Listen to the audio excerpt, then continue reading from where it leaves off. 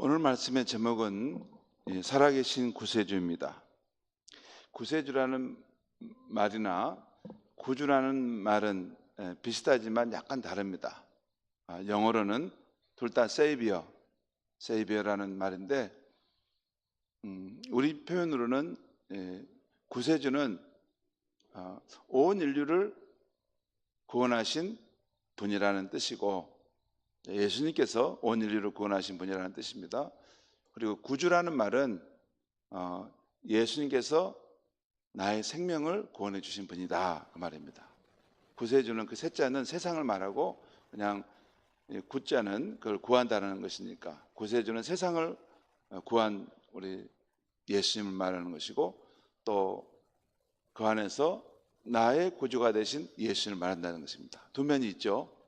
복음은 항상 온 인류를 구원하시는 예수님에 대한 이야기이면서 그 안에 있는 나 개인을 찾아오셔서 나를 구원해 주신 예수님의 이야기죠. 그런데 예수님은 온 인류를 구원하시는 구원자시다라는 것이 포커스를 맞추고, 또 지금도 살아계시는 분이시다라는 그런 관점에서 말씀을 전하겠습니다. 최근에 순전한 기독교를 썼던 C.S. 루이스의 일대기에 대한 책을 읽었습니다. 루이스는 누구보다도 이성적으로, 논리적으로 하나님이 실제하신다는 것을, 또 예수님이 하나님이시다는 것을 설명해낸 변증가입니다. 그래서 안 믿는 지식인들도 그의 책을 읽고 기독교의 하나님이 실제하시다는 그의 주장에 설복되어 회심하곤 합니다. 제가 순전한 기독교라는 책을 제가 꼭 한 번씩 말씀을 드리는데, 그것은 20세기의 기독교 서적 중에 가장 기념비적인 책입니다.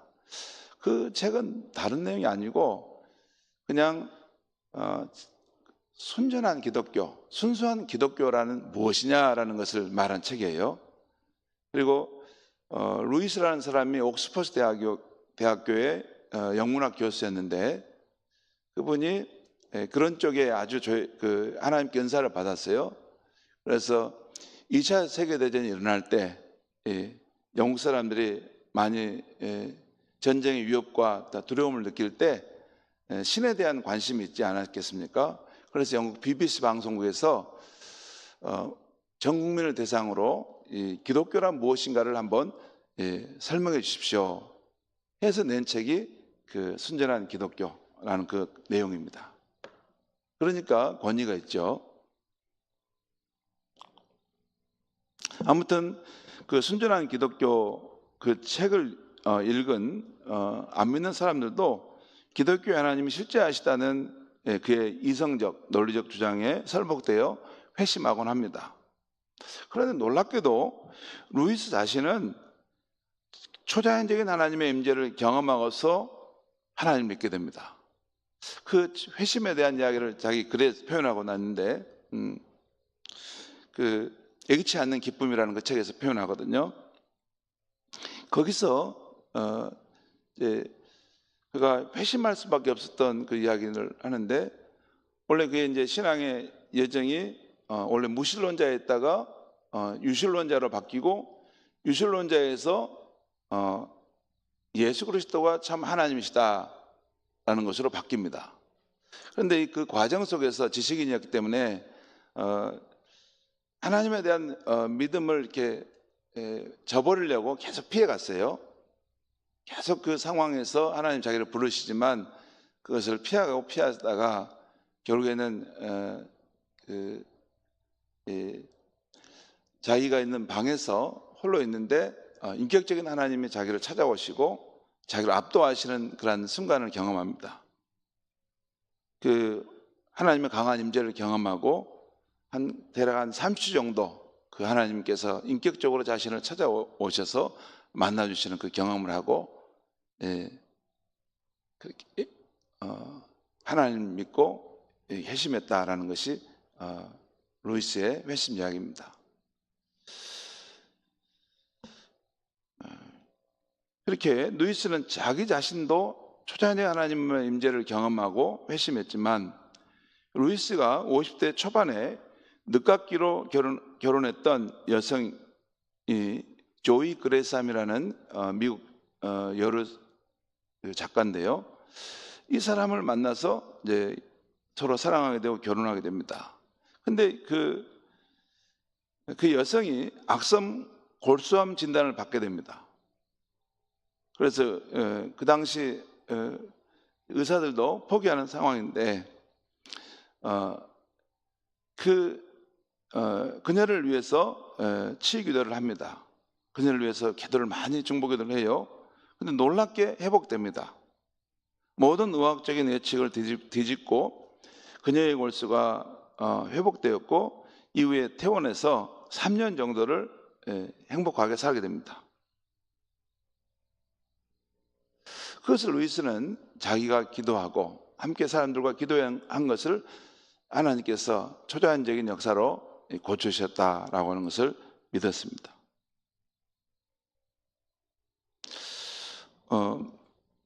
루이스의 기독교에 대한 어떤 설명을 보면 이런 겁니다. 우리가 사는 이 현실적인 세상 가운데 천국이 침노해 있다는 것입니다. 그러니까 우리가 살고 있는 이 현실적인 세상 가운데 천국인 하나님 나라가 침노가 들어왔다는 거예요. 그게 어디서 일어났냐면, 하나님이 사람을 입고 이 땅에 들어오시면서 침노하셨다는 거예요. 그때부터 이 세상의 통치자인 마귀가 혼미백산하고 쫓겨가게 되고, 그것이 십자가의 예수님의 그 사역 속에서 결정타를 맞고 마귀가 힘을 이겨 버렸다는 것이죠.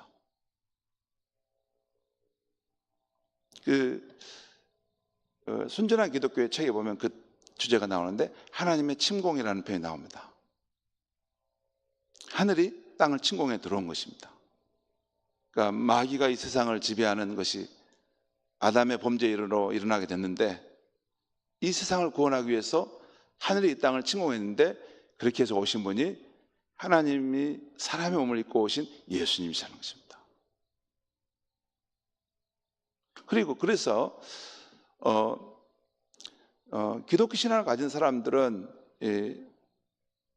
예수님의 성육신과 또 어떤 그분의 부활하심 사건을 경험한 천국이 이 땅을 침공한 것을 알게 된 크리스천들은, 우리가 이 세상을 살아갈 때 이 땅의 현실도 있지만 그곳에 하나님의 나라가 함께 현존해 있다는 것을 안다는 것이에요. 이게 기독교인의 세계관입니다. 기독교인은 천국 하나님 나라가 저 먼 곳에 가득한 곳에 있는 것이 아니고, 하나님 나라의 왕이신 예수님과 함께 이 땅에 침공에 들어오셨다는 거예요. 그리고 지금도 그 하나님 나라의 그런 침공의 역사가 힘있게 나타나고, 성령을 통해서, 교회를 통해서 이 땅에서 그 일들이 이루어졌다는 것입니다. 하나님 나라 영토를 회복하는 일을 하고 있다는 것이에요. 그리고 그래서 여러분 성경에 보면, 신약성경에 보면, 여러분이 그런 걸 별로 의식하지 않고 읽었을지 모르는데, 신약성경은 여러분 무슨 평안하고 원만하고 그냥 온유한 세상을 말하지 않습니다. 신약성경에 가만히 보면 어떤 영적인 전투가 있는 곳임을 보여주는 말씀들이 계속 나오죠. 그렇죠? 특별히 에베소 6장 말씀에 보면 하나님의 전신갑주를 입고 이 영적으로 무장하여 이 악한 영과 이 세상 통치자들의 세력에 대적하고 싸워 승리하라, 이런 표현이 나오죠. 여러분, 성경을 볼 때, 기독교를 믿을 때 자기 방식대로 믿으면 안 됩니다. 이 성경이 말하는 세계관을 가지고 우리가 믿음을 갖는 것인지요. 근데 성경의, 신약 성경의 부분은 이 영적인 부분에 있어서 이 세상의 통치자들과 악한 영들이 다스리는 이곳에 하나님 나라가 침공에 들어왔다는 것입니다. 그렇게 오신 분이 예수님이시라는 거예요. 그리고 그분을 믿는 사람들이 세운 공동체가 교회라는 것입니다. 그러니까 교회는 뭐 세상에서 뱃놀이하고 뭐 소풍 가고 놀고 뭐 이렇게만 하는 것은 그 교회가 그건 사람들의 모임입니다. 교회는 이 세상의 통치자예요.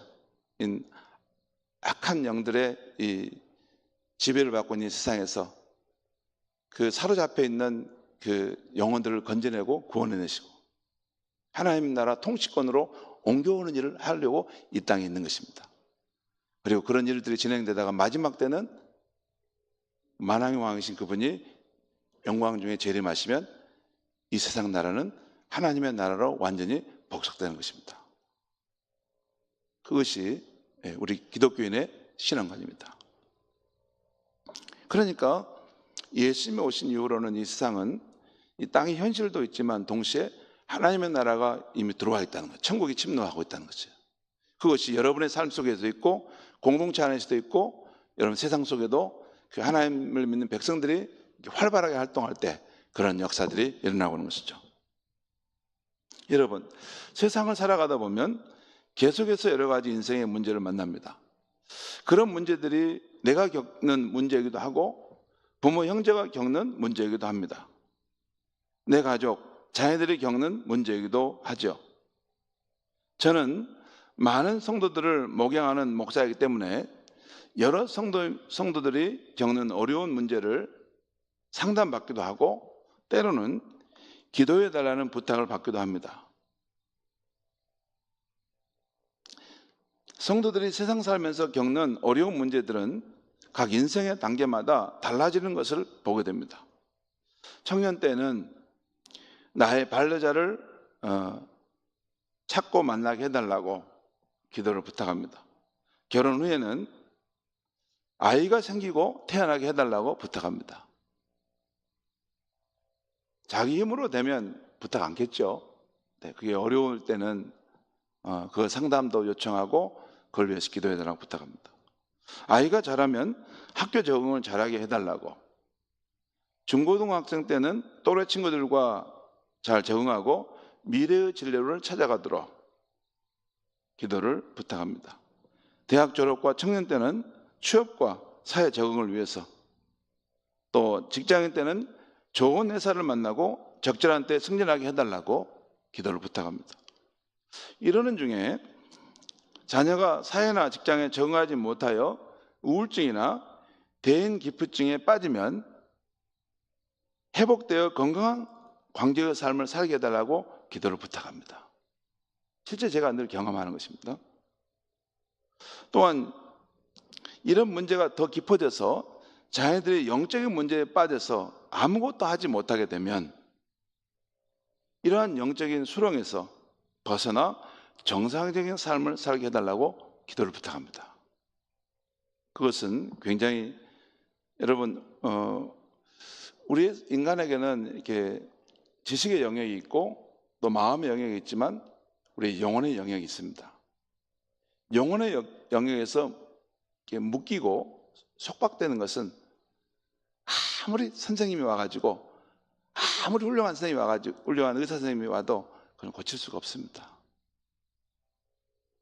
그건 지식과 마음의 문제를 좀 이렇게 어떻게 하는 것이지 그런 마귀에게 속박되어 있는 그런 영혼을 건지는 것은 하나님의 초자연적인 능력과 역사하심이 있어야 하는 것입니다.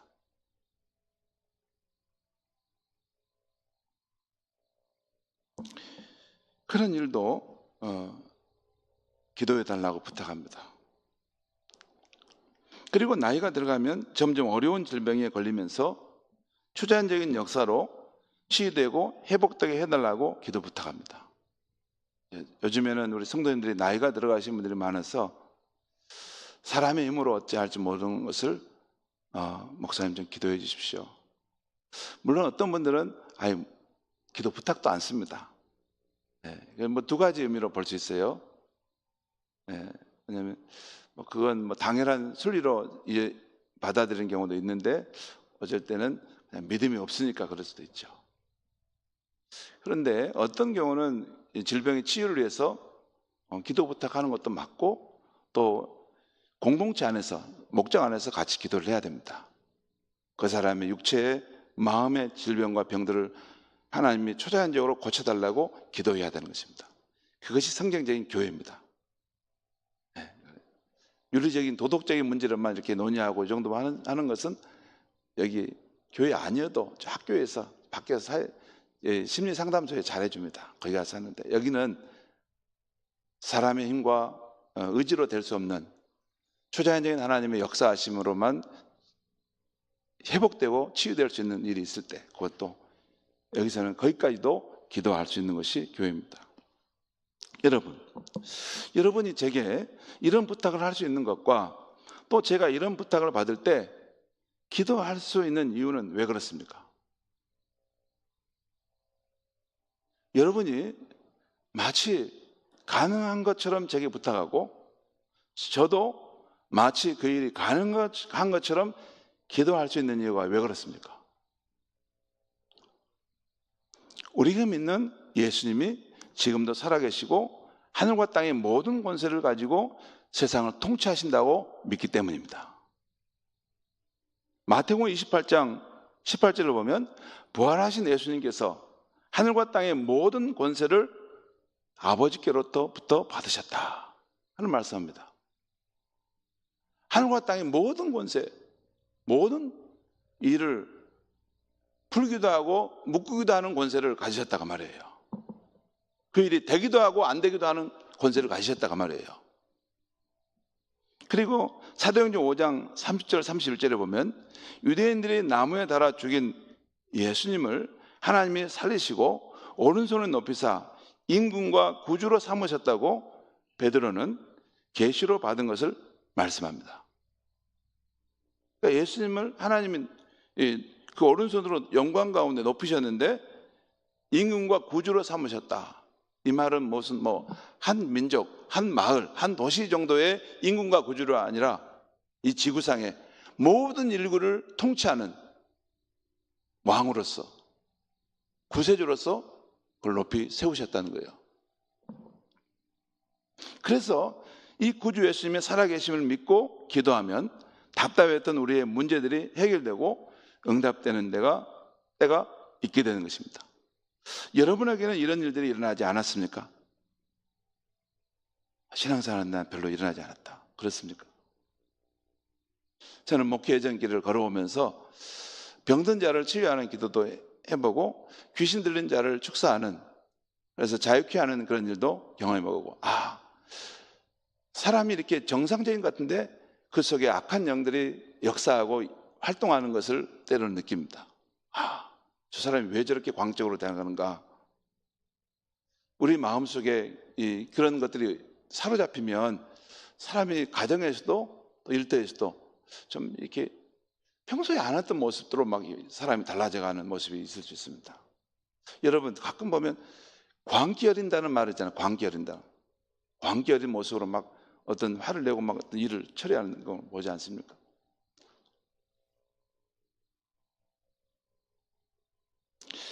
그런 일들은 제가 서울 양평동에 사는 우리 한 청년인데 그 부모 어머니가 권사님이시고 또 그 아버지는 그 서울시 한 동에 동장님이셨어요. 그러니까 서울시 한 동의 동장님은 굉장히 높죠. 여기 그런데 그분이 이제 믿음 생활 잘하는데 그 청년 하나가, 그 아들 하나가 둘째인데 이게 보면 약간 정신적으로 이렇게 뭐에 속박된 것 같은 그런 상황들이 있었습니다.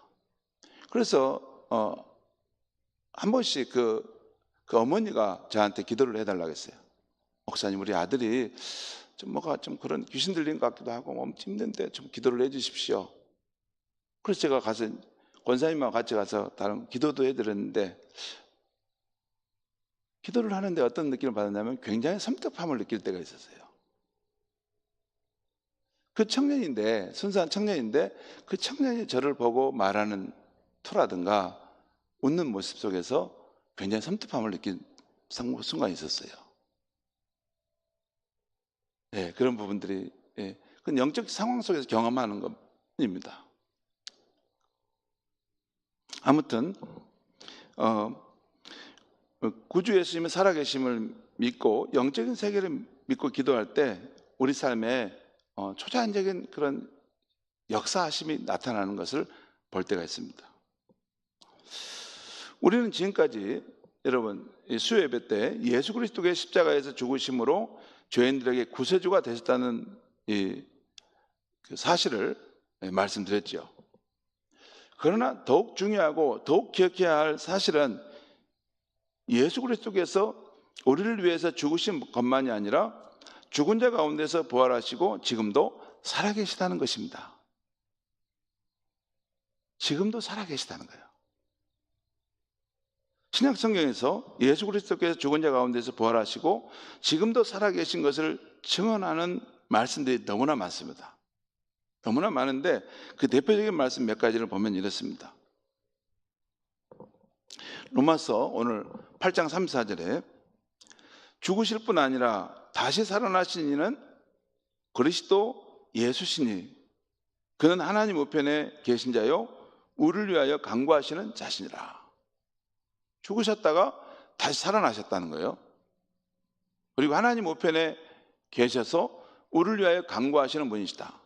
여러분, 하나님 우편에 계시다는 것은 이것은 뭐 그냥 어떤 장수적으로 어느 곳에 있다 그런 말이 아니라 천국으로 들어가셨다는 거예요. 천국으로 가시고 그 하나님 보좌 우편에서 이 땅에 있는 현실 속에 살아가는 우리를 위해서 기도하고 계시다 그 말이에요. 그 다음에 히브리서 7장 24절 25절 말씀입니다. 예수님이 대제사장 되신데 예수님의 대제사장 되심은 영원히 유효하다라는 것을 이제 말씀하는 내용들이 쭉 나오는데 예수는 영원히 계심으로 그러므로 자기를 힘입어 하나님께 나아가는 자들을 온전히 구원할 수 있으니 이는 그가 항상 살아계셔서 그들을 위하여 간구하심이라. 여러분, 우리 인간들 가운데 100년 후에도 또 200년 후에도 나는 살아있어 그런 사람이 어디 있어요? 그런 사람 없습니다. 인간은 필멸적인 존재입니다.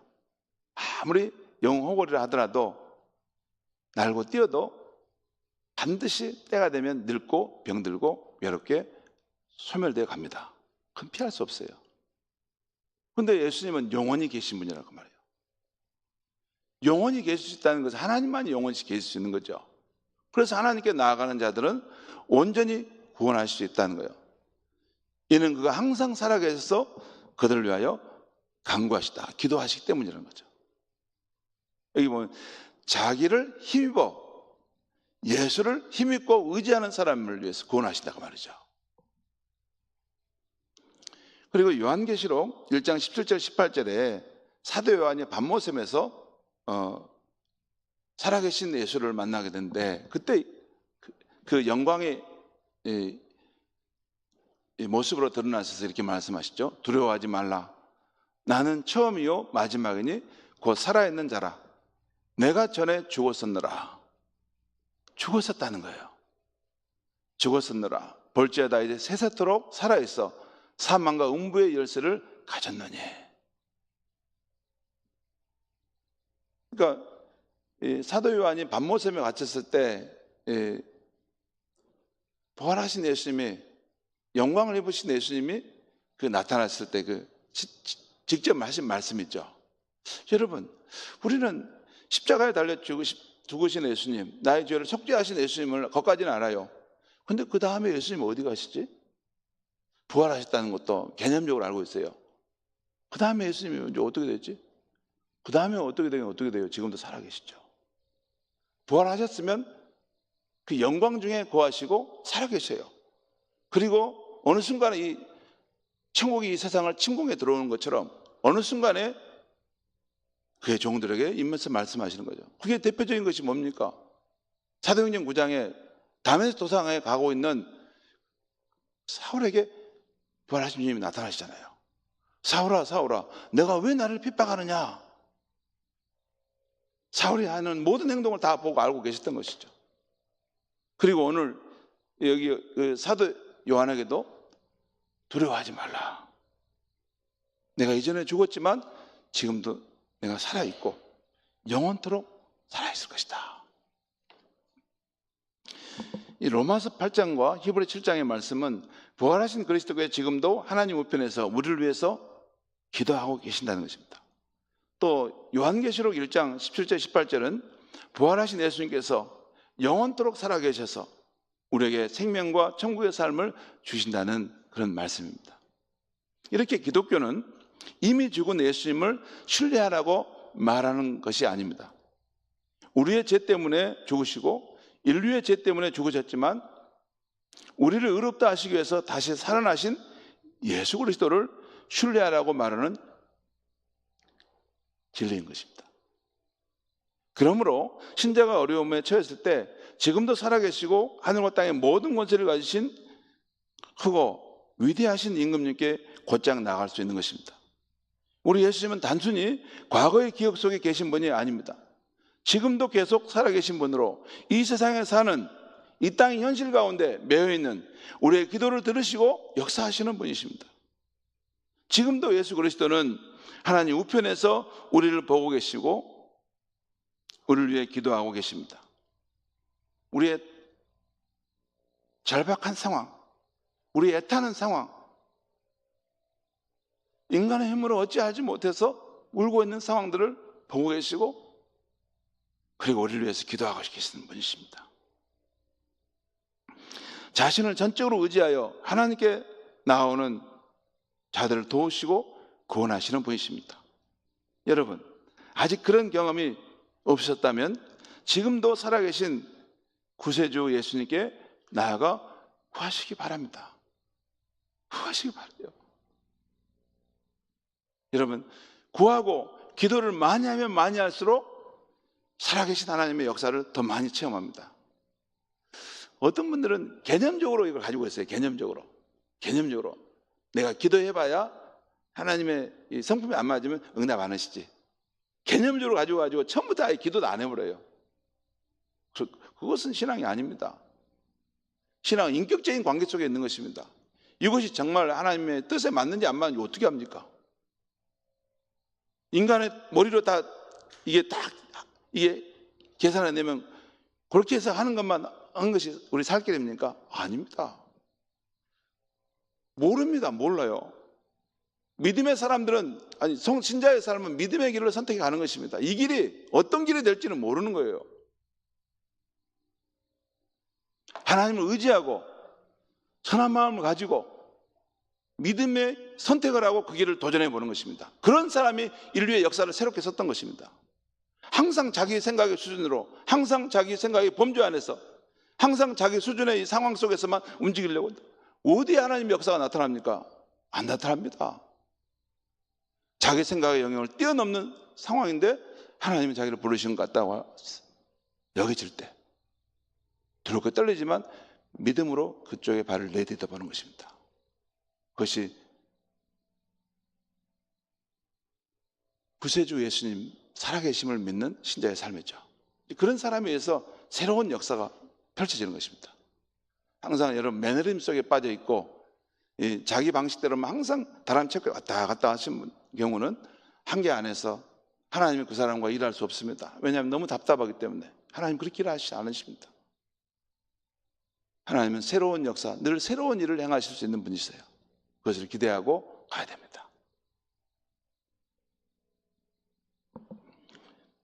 이 세상 살아갈 때 우리가 안고 있는 문제들이 참 많고 다양합니다. 오늘 로마서 8장 35절 이하의 말씀처럼 환난이나 공고나 핍박이나 두려운 일이 있을 수 있습니다. 그리고 히브리서 12장 1절의 말씀처럼 온갖 무거운 짐과 우리를 얽매이는 죄일 수 있습니다. 우리를 얽매이는 죄의 힘이 우리 안에 작동할 수 있습니다. 그리고 에베소 6장 10절 이하에 나온 말씀처럼 악한 마귀가 교묘하게 우리의 영혼을 삼키려고 하고 우리 공동체를 어렵게 하려고 하는 것일 수 있습니다. 하지만 중요한 것은 우리 구주 예수님께서도 살아계셔서 역사하고 계신다는 것입니다. 이런 것들이 우리를 파멸시키기 위해서 어떤 능력을 행사하든 간에 살아계신 예수님은 더 크신 능력으로 저와 여러분을 지키시고 구원하여 가십니다. 아니, 우리가 그분을 힘입어 살아갈 때 어떠한 환경의 어려움도 넉넉히 이기게 되는 것입니다. 성도 여러분, 우리의 감정과 우리의 주관적인 생각과 태도를 믿지 마십시오. 믿을 것을 믿어야죠. 우리가 진짜 믿을 것은 오늘 성경이 약속하고 있는 하나님의 말씀입니다. 우리를 사랑하시는 이로 말미암아 넉넉히 이기느니라. 이것이 우리가 받은 가장 확실한 약속이고 의지할 방패인 것입니다. 살아계신 구주 예수님은 그분의 손에 자신의 문제를 맡긴 사람들을 위해 하늘과 땅에 있는 모든 것을 사용하실 수 있는 분이십니다. 그러므로 우리의 모든 문제를 주님의 못 박히신 그 손에 맡기십시다. 그분의 손은 지금은 왕의 권세와 능력을 지닌 영광스러운 손이십니다. 그분의 손은 이 세상 가운데 가장 위대한 변호사인 손이십니다. 변호사의 손이십니다. 그 손에 맡겨진 일들은 결코 실패하지 않을 것입니다. 그것이 성경의 말씀입니다. 살아계신 구세주. 살아계신 구세주.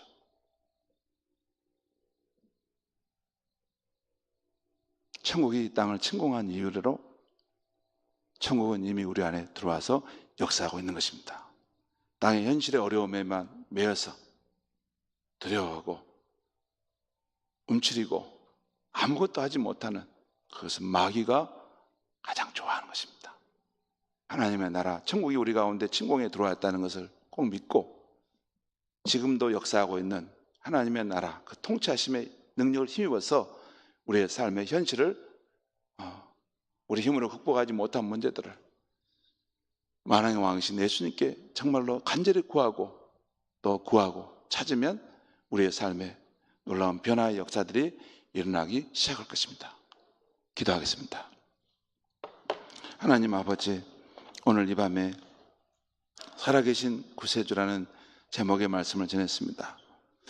우리를 죄와 죽음의 권세에서 건지시고 구원하시는 우리 주 예수님은 과거의 기억 속에 있는 분이 아니라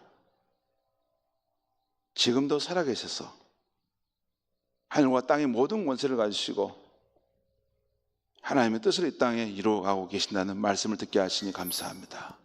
하나님 아버지, 우리가 구주 예수를 믿는데 관념적인 예수, 추상적인 예수, 그냥 문자 속에 있는 예수를 붙들고 있지 않게 해 주시고 우리의 삶 속에 살아 역사하시는 예수를 붙들게 해 주시옵소서. 우리의 땅의 현실, 고통과 슬픔의 현실 가운데 뚫고 들어오시는 천국의 임함을 경험할 수 있게 해 주시옵소서. 만왕의 왕이신, 천국의 왕이신 예수님의 통치하심 속에서 우리의 어둠이 빛으로 바뀌고 우리의 상처와 아픔이 치유 회복의 역사가 나타나게 하시고 악한 마귀가 우리의 삶을 괴롭히는 것들을 끊어내시고 우리를 자유케 하시는 하나님의 역사가 임하게 하여 주시옵소서. 예수님의 이름으로 기도하옵나이다. 아멘.